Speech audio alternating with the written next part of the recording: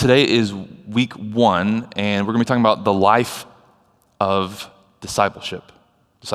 Now, we're not going to talk about it necessarily, but I do want you to think about this question. The first question is, what do you think of when you hear the word disciple or discipleship? And that's loaded, right? Depending on your family upbringing, depending on your church, the culture that you grew up, even your education, maybe what school you went to.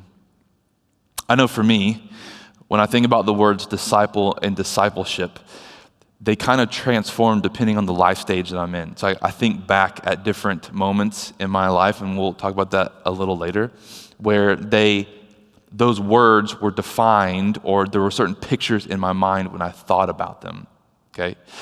The next question I want you to think about is, and it's kind of a trick question, is there a difference between a disciple of Jesus and a Christian? Is there a difference between a disciple of Jesus and a Christian? And again, it's kind of a trick question because in one sense, like in its true face value, is there a difference?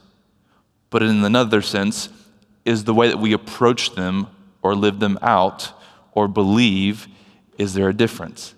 Or maybe we should ask, should there be a difference in what we know as a Christian, a follower of Jesus, and a disciple of Jesus? And the third question I want us to just, again, begin to ponder and allow God to begin to stir things in your mind and heart is this: what do you believe to be the goal of following Jesus? I'm naturally, you guys know, a strategy guy. I like having goals. I like having things to, a picture of what I'm pursuing or going after. So when we think about literally being followers of Jesus, what is the goal? What is the purpose? What is the intent? What are we actually moving to or towards or trying to accomplish with it? The things that we think about and the answer to these questions are really important. I think they tell a lot about us as individuals, a lot about us as a church.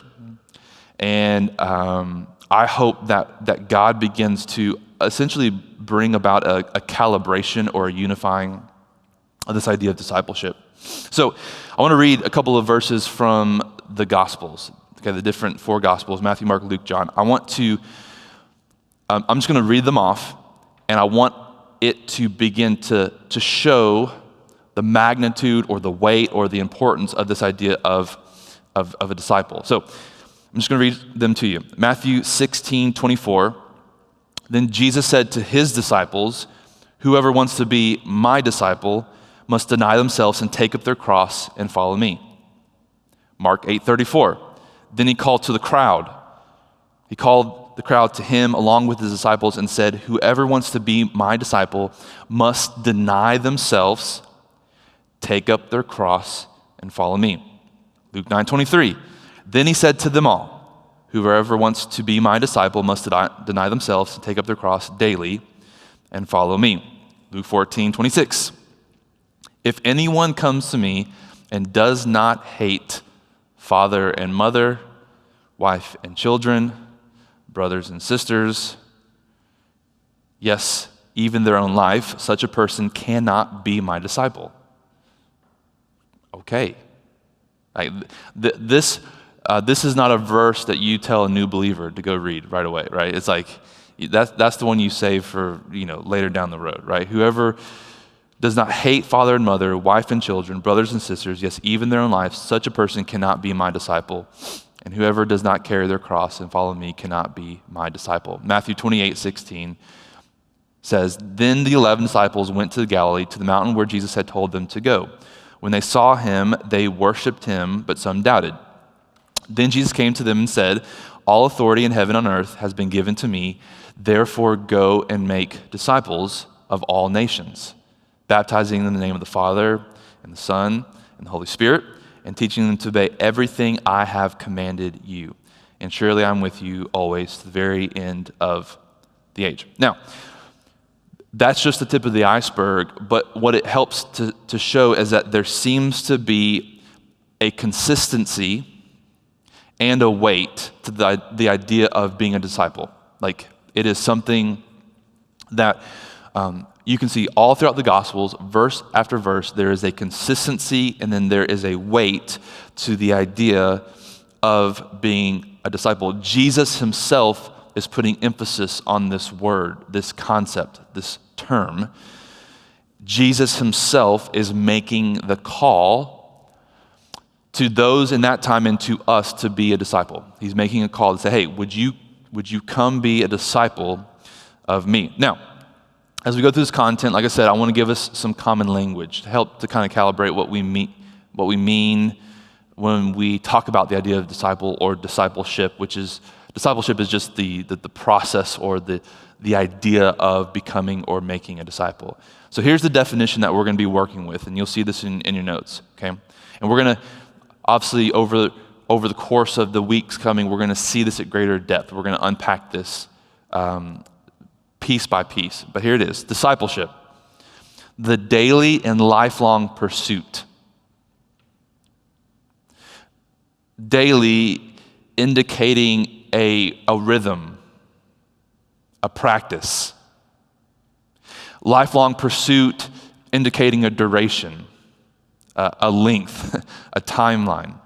A daily and lifelong pursuit of being with Jesus, becoming like Jesus, and then finally doing what Jesus did. That's it. So when we say discipleship, we mean the daily and lifelong pursuit of being with Jesus, becoming like Jesus, and doing what Jesus did. There you go. Now, a couple goals specifically in today's teaching. The first goal is to address some of the problems of discipleship. And I guess a more accurate way would be the problems of discipleship as we perceive it or as we approach it, not problems of the actual concept of discipleship.